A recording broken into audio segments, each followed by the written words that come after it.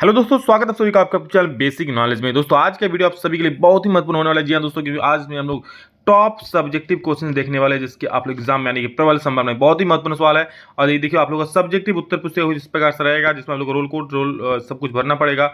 20 मार्च को आप लोग सोशल साइंस का जो एग्जाम होने वाला है उसके लिए रामबाण प्रश्न एक एक क्वेश्चन को देख लीजिए।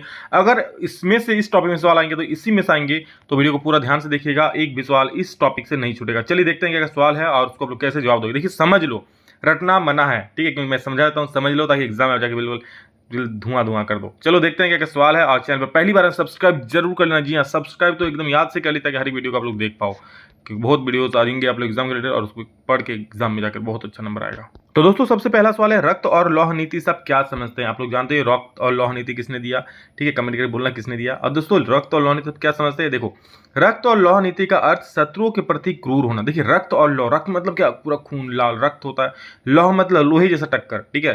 तो रक्त और लौह नीति का अर्थ शत्रुओं के प्रति क्रूर होना, तलवारों का प्रयोग करना तथा खून बहाना, बिल्कुल रक्त बहाना और किसके लोहे का यूज करके, मतलब तलवारों का यूज करके खून बहाना, मारना काटना। कठोरता और शक्ति से दुश्मनों से पेश आना, कठोरता और शक्ति से दुश्मनों से पेश आना और दुश्मनों को आतंकित करना। तो रक्त और लौह नीति मतलब ये होता है कि बिल्कुल रक्त और लौह नीति, आप लोग ये क्वेश्चन भी है कि रक्त और लौह नीति का अवलंबन किसने किया, ठीक है। तो देखिए, तो रक्त और लौह नीति का क्या हुआ, मतलब बिल्कुल कठोर पूर्वक खून बहाना, तलवार चलाना, लोगों को आतंकित कर देना, दुश्मनों को, ठीक है। ये होता है रक्त और लौह नीति। नेपोलियन बोनापार्ट कौन था, बहुत महत्वपूर्ण सवाल है, कई बार एग्जाम में पूछा गया है, ध्यान से देखिए। नेपोलियन बोनापार्ट फ्रांस का एक महान शासक था। कहाँ का, फ्रांस का एक महान शासक था। ये भी सवाल में ऑब्जेक्टिव आ सकता है कि नेपोलियन बोनापार्ट कहाँ का शासक था, तो फ्रांस का शासक था, ठीक है। तो कहाँ का, फ्रांस का महान शासक था जिसने अपने कार्यों से पूरे यूरोप को प्रभावित किया, ठीक है, जिसने अपने कार्यों से पूरे यूरोप को प्रभावित किया। उसने कई युद्धों में फ्रांसीसी सेना को जीत दिलाई, और उसने कई युद्धों में दोस्तों फ्रांसीसी सेना को जीत दिलाई। क्यों, क्योंकि फ्रांस का महान शासक था, तो फ्रांस को ही जीत दिलाएगा ना, फ्रांसीसी सेना को जीत दिलाई और अपार लोकप्रियता हासिल की। मतलब आप कई युद्धों में यार जीत दिलाओगे तो नायक ही बन जाओगे ना यार, हीरो बन जाओगे, हीरो। भले ही वो राजतंत्र का शासक था, भले ही वो राजतंत्र का शासक था, पर उन्होंने जनता के लिए अनेक काम किए। देखिए राजतंत्र में होता ऐसा है कि राजतंत्र अपना राजा अनुसार अपने मन के अनुसार करेगा, तो जनता का नहीं सुनेगा, उतना अच्छा उनका नहीं करेगा। लेकिन क्या हो, यहाँ पर जो दोस्तों नेपोलियन था, ठीक है, फ्रांस का महान शासक था, भले ही राजतंत्र में था, लेकिन वो क्या, लोगों के लिए बहुत काम किया था, ठीक है, लोगों के प्रति उसमें प्रेम की भावना थी, बिल्कुल हीरो बनकर उभरे थे वो।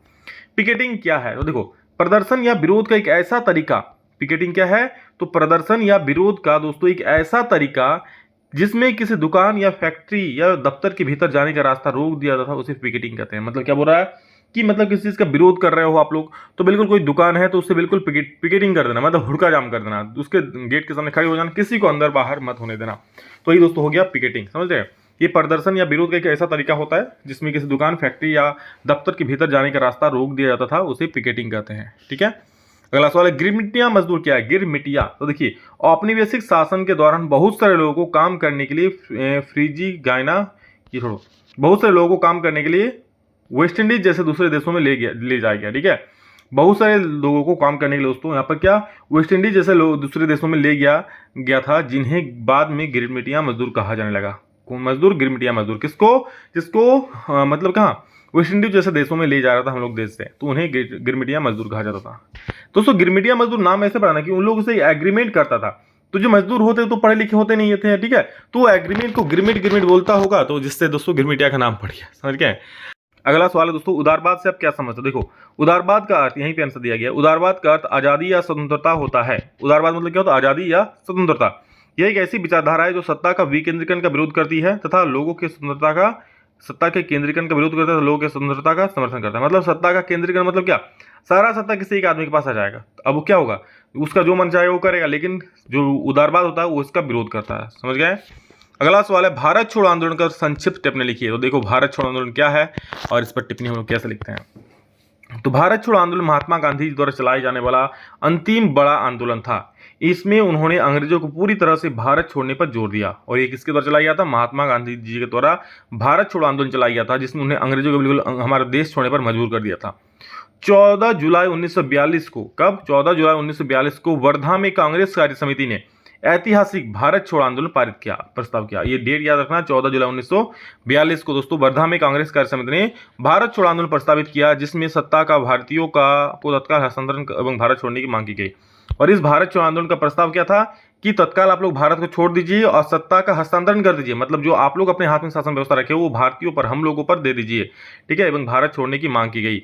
इसी आंदोलन के दौरान गांधी जी ने प्रसिद्ध नारा दिया था, क्या, करो या मरो, डू और डाई। बोल दिया भाई साहब बहुत हो गया, अब करो या मरो, भारतीयों तुम करो या मरो, यानी कि बहुत हो गया, बहुत हम अंग्रेज के भाई, बहुत हम अहिंसावादी हो गए, अब करना है या मरना है, ठीक है। तो उस प्रकार अब अंग्रेज डर के भाग गए। भारत छोड़ो आंदोलन के इस आह्वान से देश के अधिकतर हिस्सों में राज्य व्यवस्था को ठप कर दिया गया। लोग स्वतः ही आंदोलन में कूद पड़े। लोगों ने हड़ताल की और राष्ट्रीय गीतों और नारों के साथ प्रदर्शन किए एवं जुलूस निकाले। इसमें छात्र, मजदूर, किसान जैसे हजारों संख्या में, ठीक है, लोगों ने हिस्सा लिया और इस आंदोलन में नेताओं की भी सक्रिय भागीदारी देखी गई, ठीक है। सभी लोग आंदोलन में कूद पड़े, ठीक है, सभी लोग इसमें, चाहे वो स्टूडेंट हो, चाहे मजदूर हो, किसान हो, कोई भी, सभी आंदोलन में भाग लिया और इसमें जोर शोर से बोला कि हाँ भारत छोड़ना ही पड़ेगा। तो अंग्रेज इससे अब देखा कि नहीं, अब इंडिया चुप नहीं रहेगा, हर एक आदमी जाग चुका है इंडिया का, तो उन्होंने तब एट लास्ट भारत को आज़ाद कर दिया। नेक्स्ट देखिए, रॉलेट एक्ट क्या था। गांधी जी ने रॉलेट एक्ट का विरोध किस प्रकार किया था। तो ब्रिटिश सरकार ने 1919 में एक कानून पास किया था जिसका नाम था रॉलेट एक्ट। कब पारित किया था ये? 1919 में दोस्तों एक कानून पास किया था जिसी को बोलते हैं रॉलेट एक्ट। ये पूछ सकता है कि रॉलेट एक्ट कब पारित हुआ, तो 1919 में। भारत में क्रांतिकारियों के प्रभाव को समाप्त करने तथा राष्ट्रीय भावना को कुचलने के लिए ब्रिटिश सरकार के न्यायाधीश सर सिडनी रॉलेट ने इस कानून को पारित किया था। ये भी आ सकता है कि इस कानून किसने पारित किया, तो सिडनी रॉलेट, याद रखना, ठीक है। किस लिए पारित किया था? कि भारतीय क्रांतिकारियों के प्रस्ताव को समाप्त करने के लिए, क्योंकि दोस्तों राष्ट्रवाद की भावना सब में जगने लगी थी, सब विरोध कर रहे, सब चाहते कि हमारा देश आजाद हो, इसके लिए रैलियां हो रही थी, सभाएं हो रही थी, विरोध हो रहा था। तो अंग्रेज ने क्या किया, इससे डर कर एक कानून ला दिया, क्या, रॉलेट एक्ट। अब कहा गया कि कोई भी अगर इस प्रकार का जनसभा करेगा, सरकार का विरोध करेगा, तो सीधा उसे जेल में डाल दिया जाएगा। ठीक, क्या कहते हो, इस कानून के जरिए ब्रिटिश सरकार को राजनीतिक गतिविधियों को कुचलने और राजनीतिक कैदियों को 2 साल तक बिना मुकदमा चलाए जेल में बंद रखने का अधिकार था। मतलब कुछ नहीं, अगर कोई इस प्रकार कर रहा है, कोई राजनीतिक गतिविधि कर रहा है, तो उसे बिना कुछ बोले, ठीक है, मतलब बिना कुछ केस चलाए 2 साल तक सीधा उसे जेल में बंद रख देगा, ठीक है। तो इस एक्ट का विरोध निम्न प्रकार से, अब इस प्रकार सोचो, कोई भी अगर भारत के लिए आवाज उठाएगा, भारत की आज़ादी के लिए लड़ेगा, तो सीधा उठा के जेल में डाल देगा। तो बिल्कुल गलत था ये, तो इसका भरपूर विरोध हुआ था। गांधी ने इस एक्ट के विरोध में सत्याग्रह आंदोलन शुरू कर दिया था। विभिन्न शहरों में रैलियां, जुलूस का आयोजन किया गया था। रेलवे कर्मचारी हड़ताल पर चले गए थे, दुकानें बंद हो गई थी, ये सब चीज हुआ था। साइमन कमीशन पर एक संक्षिप्त टिप्पणी लिखी है। तो देखिए, साइमन कमीशन पर संक्षिप्त टिप्पणी लिखना है, क्या क्या देखो। साइमन आयोग 7 ब्रिटिश सांसदों का समूह था। साइमन आयोग क्या दोस्तों, 7 ब्रिटिश सांसदों का समूह था, जिसका गठन 8 नवंबर 1927 में भारत में संविधान सुधारों के अध्ययन के लिए किया गया। क्या था, साइमन का विरोध क्यों? देखो यहाँ पूछा है क्या कि साइमन कमीशन पर आप लोग को एक टिप्पणी लिख। साइमन कमीशन आखिर है क्या? साइमन कमीशन बहुत सुने हैं सर, क्या है साइमन कमीशन? देखो, साइमन आयोग 7 ब्रिटिश सांसदों का समूह था। साइमन एक आयोग था दोस्तों जिसमें 7 ब्रिटिश लोग थे, ठीक है, और जिसका गठन 8 नवंबर 1927 में भारत में संविधान सुधारों के अध्ययन के लिए किया गया कि भारत में संविधान किस प्रकार का होना चाहिए, किस प्रकार का संविधान सुधार होना चाहिए, भारत में लोगों को कितना अधिकार मिलना चाहिए। तो इसको अध्ययन के लिए, इस प्रकार तैयार करने के लिए साइमन आयोग का गठन किया गया था, जिसमें एक भी भारतीय नहीं था, सारे के सारे क्या था, ब्रिटिश था, ठीक है। इसके अध्यक्ष सर जॉन साइमन थे। उसके अध्यक्ष कौन था? सर जॉन साइमन थे। इस आयोग में एक भी भारतीय को शामिल नहीं किया गया था, इसलिए जमकर इसका विरोध हुआ। और जब साइमन कमीशन भारत आया तो साइमन वापस जाओ के नारे लगे। क्यों दोस्तों? जो साइमन के 8 अध्यक्ष थे ना, ये 8 लोग थे, जब ये लोग भारत आया, ठीक है, भारत में संविधान को देखने के लिए कि हाँ चलो भाई संविधान बनाएंगे, इस प्रकार से लोगों को ऐसा अधिकार मिलेगा। अब उसमें तो एक भी भारतीय नहीं थे, तो उन लोगों का जो मन होगा वो लोग भारतीय अधिकार देगा, भारतीयों को अधिकार देगा। भारत का संविधान अंग्रेजों का, तो ऐसा कभी हो सकता है क्या कि भारत के लोगों का संविधान अंग्रेज बनाएगा जिसमें एक भी भारतीय ना हो? तो ये सब बहुत गलत था। वो लोग अपने मन से कुछ भी संविधान बना देता भारत का, ठीक है। तो इसको हटाने के लिए सभी भारतीयों ने इसका विरोध किया और साइमन वापस जाओ नारे लगाए। पंजाब में लाला लाजपत राय ने इस आयोग के विरुद्ध प्रदर्शन का नेतृत्व किया। पुलिस ने उन पर इतनी लाठियां बरसाई कि इस प्रहार से उनकी मृत्यु हो गई, ठीक है। ये चीज था साइमन कमीशन। सविनय अवज्ञा आंदोलन में भारतीयों के विभिन्न वर्गों और समूह ने क्यों हिस्सा लिया, वर्णन करें। सविनय अवज्ञा आंदोलन जो था उसमें भारत के जो विभिन्न वर्ग था, किसान वर्ग, ठीक है, शिक्षित वर्ग, विद्यार्थी वर्ग, सभी लोगों ने भाग क्यों लिया, इसका वर्णन करने बोला है। तो देखो, सविनय अवज्ञा आंदोलन एक ऐसा आंदोलन था जिसने भारत के सभी वर्गों ने बढ़ चढ़कर हिस्सा लिया था। इस आंदोलन के जरिए महात्मा गांधी ने लोगों को शांतिपूर्वक अंग्रेज सरकार की बातों का अवहेलना करने के लिए कहा था। सविनय अवज्ञा मतलब सविनय अवज्ञा, अवज्ञा मतलब हम, अवज्ञा मतलब क्या, आज्ञा नहीं मानेंगे। सविनय मतलब प्रेम पूर्वक, हम आपसे झगड़ा करेंगे ना आपकी बात को मानेंगे, लेकिन आप अगर मुझसे कुछ कहोगे हम उसको दरकिनार कर देंगे, उसको सुनेंगे नहीं, हम उसकी अवहेलना करेंगे। तो शांतिपूर्वक करेंगे भाई साहब, कोई झगड़ा उगड़ा नहीं, आप कुछ बोलोगे मैं नहीं सुनूंगा, ठीक है। तो इस आंदोलन के जरिए महात्मा गांधी ने लोगों से शांतिपूर्वक अंग्रेज सरकार की बातों का अवहेलना करने के लिए कहा था, साथ में उनके बनाए गए नियमों को नहीं मानने के लिए कहा था, ठीक है। इस आंदोलन में विभिन्न वर्गों ने निम्नलिखित कारणों से हिस्सा लिया, कई वर्ग इसमें हिस्सा लिया। और कौन सा वर्ग किस लिए लिया? तो व्यवसायी वर्ग। व्यवसायी वर्ग स्वराज को एक ऐसे रूप में देखते थे जहां कारोबार पर ब्रिटिश सरकार की पाबंदी नहीं रहेगी। व्यवसायी वर्ग सोच रहा था कि अगर भारत आजाद हो जाए तो ब्रिटिश सरकार का पाबंदी नहीं रहेगा हमारे व्यवसाय पर, हम लोग खुलकर व्यवसाय कर सकते हैं, इसलिए व्यवसाय वर्ग उसमें कूद पड़े आंदोलन में। धनी किसान क्या सोचते थे कि इनके लिए स्वराज का अर्थ भारी लगान के खिलाफ लड़ाई था, किसानों को लगान देना पड़ता था, और वो सोच रहे अगर हमें स्वराज मिल गया, अगर हमें आज़ादी मिल गई तो हमें लगान नहीं देना पड़ेगा, इसलिए वो भी आंदोलन में कूद गए। महिलाएं क्या सोच रही थी कि महिलाओं के लिए स्वराज का अर्थ था भारतीय समाज में पुरुषों के साथ बराबरी। वो सोच रहा था अभी अंग्रेज शासन है, महिलाएं सोच रही थी कि अभी अंग्रेज शासन है तो हमें पुरुषों का बराबर अधिकार नहीं मिल रहा है, अंग्रेजी सत्ता में है वो पुरुषों के बराबर हमें अधिकार नहीं दे रहे हैं, लेकिन अगर आज़ाद हो जाए भारत तो हमें बराबर के अधिकार मिल जाएगा, जो कि सच में मिल चुका है अब, ठीक है, बल्कि पुरुषों से ज़्यादा ही मिल चुका है। भूमिहीन किसानों के लिए स्वराज का अर्थ था उनके पास खुद की अपनी जमीन होगी। जो भूमिहीन किसान था दोस्तों, उसके लिए आज़ादी का अर्थ क्या था कि उसके पास खुद का अपना जमीन होगा, दूसरे के खेतों में खेती नहीं करेंगे, काम नहीं करेंगे। तो ये चीज़ था और इसलिए सभी लोग उसमें भाग लिए। नेक्स्ट क्वेश्चन है, मारियान और जर्मनिया कौन थे? तो देखो, फ्रांसीसी क्रांति के दौरान कलाकारों ने नागरिकों में राष्ट्रवाद, स्वतंत्रता, न्याय की भावना जागृत करने के लिए मारियान और जर्मनिया नामक नारी रूपक का इस्तेमाल किया। क्या बोला?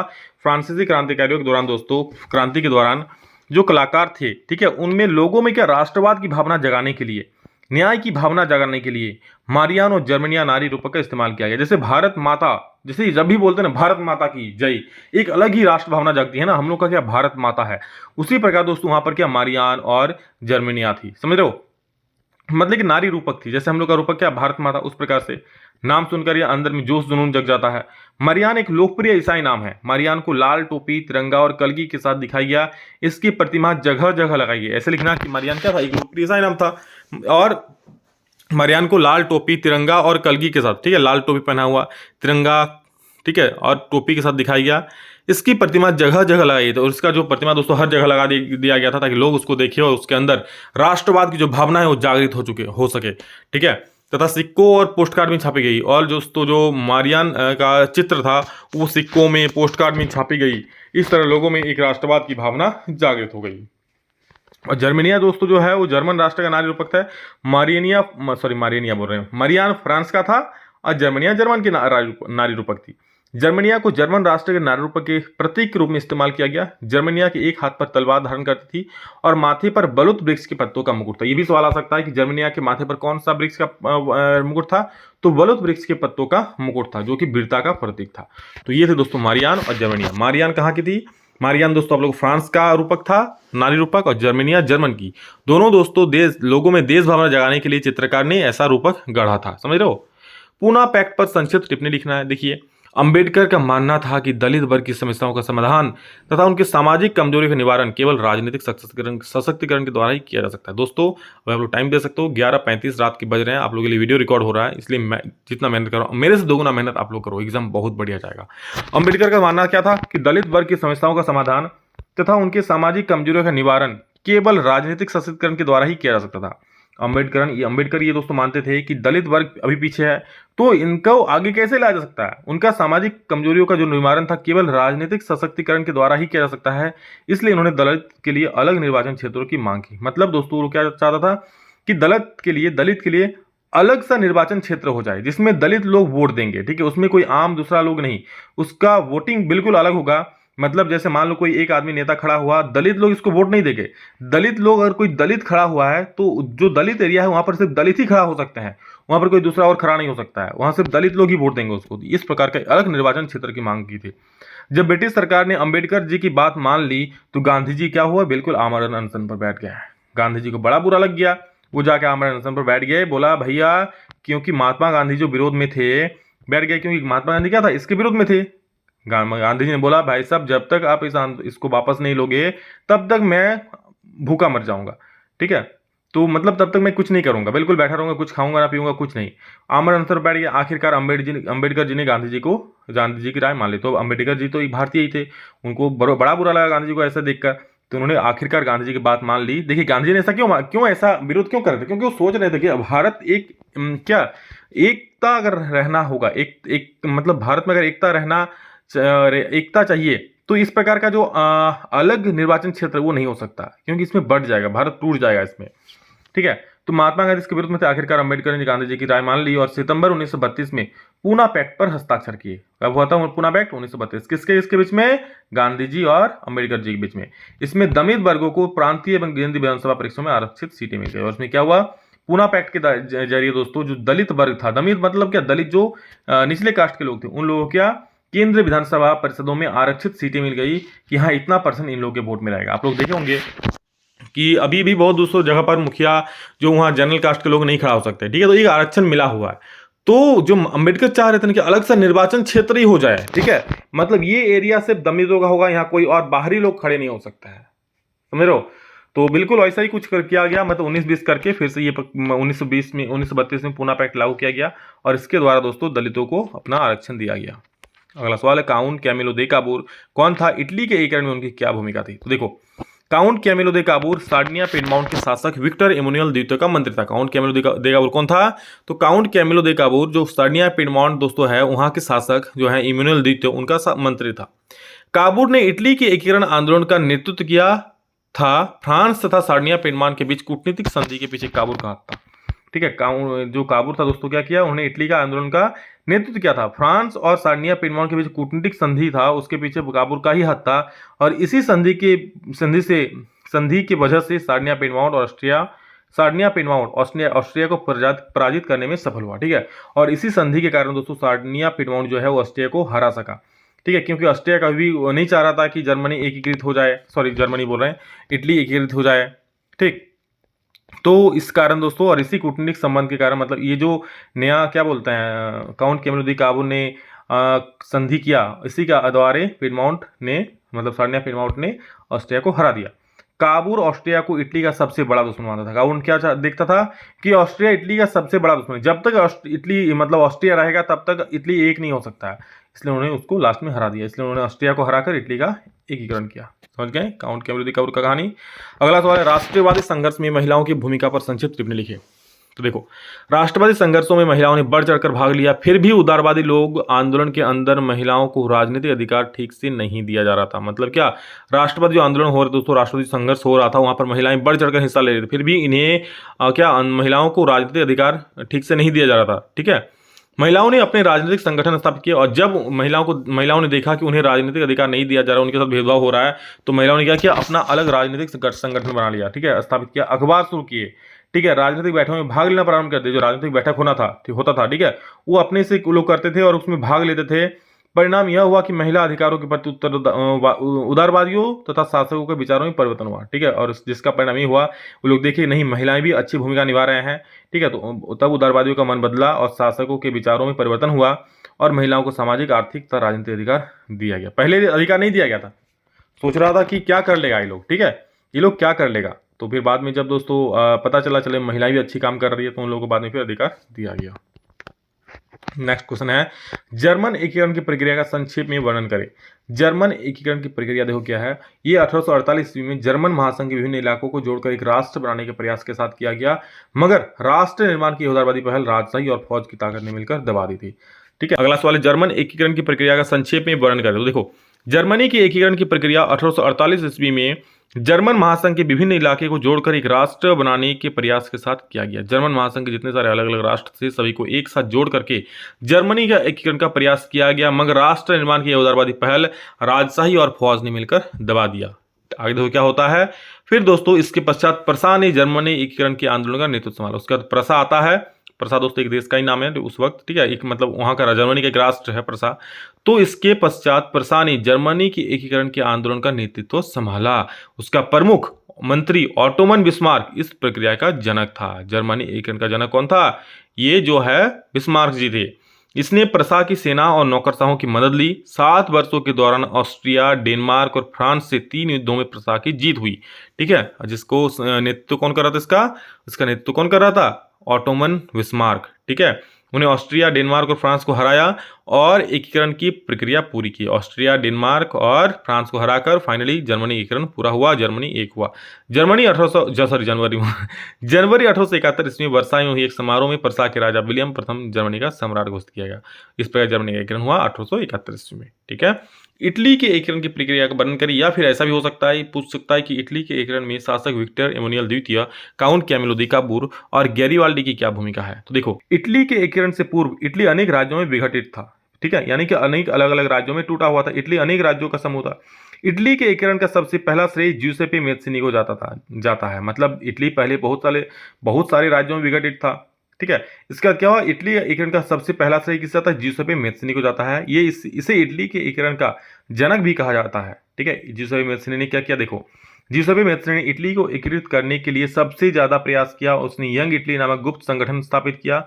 इस संगठन के जरिए इटली के एकीकृत करने के लिए युवाओं को जागरूक किया जाता, और ज्यूसेपे मेज़्ज़िनी बाद में जाकर विफल हो गए। ठीक है, ज्यूसेपे मेज़्ज़िनी क्या किया था, उन्होंने यंग इटली नामक दोस्तों संगठन बनाया था, गुप्त संगठन, जिसमें मतलब छुप छुप कर जाते और युवाओं को जागरूक करते कि नहीं, इटली को एक होना है। लेकिन बाद में दोस्तों ज्यूसेपे मेज़्ज़िनी का प्रयास विफल हो गया था और वो उसको एकीकृत नहीं कर पाए। इसके बाद सर्डिनिया पिडमाउंट के प्रधानमंत्री काउंट कैमिलो दी काबूर आते हैं और वो इटली को एकीकृत करने के लिए प्रारंभ हुए आंदोलनों का नेतृत्व करता है। कौन, सर्डिनिया पिडमाउंट के शासक कौन थे, Camillo de Cavour, count Camillo de Cavour. ठीक है, उन्होंने नेतृत्व किया सारे युद्धों का। Count Camillo de Cavour Sardinia Piedmont का प्रमुख मंत्री था और बहुत बड़े कूटनीतिज्ञ थे। ठीक है, उन्होंने बहुत बड़ा कूटनीतिज्ञ था। कौन, बहुत बड़ा कूटनीतिज्ञ कौन था, ये सर्डिनिया पिडमाउंट का मंत्री। अगला सवाल है, अगला पॉइंट क्या, देखिए, 1859 में सर्डिनिया पिडमाउंट ने ऑस्ट्रिया को पराजित किया और 1859 में दोस्तों सर्डिनिया पिडमाउंट ने, जिसका मतलब उसका क्या बोलते उसको, आगे कौन था, उसके आगे काउंट कैमिलो दे काबूर जिसके प्रमुख थे। ठीक है, उनका प्रधानमंत्री जो थे वो उसका मोर्चा संभाल रहे थे, तो उन्होंने ऑस्ट्रिया को पराजित कर दिया और इस युद्ध में ज्यूसेपे गैरिबाल्डी के नेतृत्व में अनेक सैनिकों ने भाग लिया। ठीक है, ज्यूसेपे गैरिबाल्डी, मतलब इस तरह से समझ सकते हो ना कि जैसे बाहुबली था ना, तो बाहुबली में जैसे बाहुबली था उस प्रकार काउंट कैमिलो दे काबूर था, और बाहुबली के अंडर में कौन था, कटप्पा। तो कटप्पा वहाँ पर गैरिबाल्डी का काम कर रहा था। गैरिबाल्डी सेना नायक टाइप का था। ठीक है, तो 1859 में सर्डिनिया पिडमाउंट ने ऑस्ट्रिया को पराजित किया। इस युद्ध में ज्यूसेपे गैरिबाल्डी के नेतृत्व में, ठीक है, अनेक सैनिकों ने भाग लिया। जैसे देखे था बाहुबली के युद्ध में कटप्पा के नेतृत्व में बहुत सारे लोगों ने भाग लिया था। गैरिबाल्डी ने लाल कुर्ती नामक सेना का गठन किया था। ठीक है, गैरिबाल्डी ने क्या, लाल कुर्ती नामक सेना का गठन किया था। जैसे दोस्तों आप लोग कटप्पा ने गठन किया था ना, बाहुबली मतलब जो है कौन था उसका, बाहुबली का ऑपोजिट में कौन था, गुंडा, उसको मारने के लिए, उसी प्रकार गैरिबाल्डी ने भी दोस्तों लाल कुर्ते नामक सेना का गठन किया था। 1861 ईस्वी में विक्टर एमोनियल द्वितीय को एकीकृत इटली का राजा घोषित किया गया और 1870 में इटली का एकीकरण पूर्ण हुआ। इस प्रकार इटली एकीकृत हो गया। दोस्तों 1870 जो है ये आप लोग एनसीईआरटी में लिखा हुआ है कि 1870 में इटली एकीकरण हुआ है। तो याद रखना, इटली का एकीकरण 1870 में हुआ था और जर्मनी का हुआ था 1871 में। तो ये दोस्तों आप लोग का सब्जेक्टिव का मोस्ट इंपॉर्टेंट क्वेश्चन, और इस टॉपिक से जो मैं पढ़ाया ना दोनों चैप्टर से, एक भी सवाल बाहर नहीं जाएगा, बस इतना कर लो, काफी है। चलो, love you all, thank you, love you, फिर नेक्स्ट में जल्द मिलेंगे, तो जय हिंद, वंदे मातरम।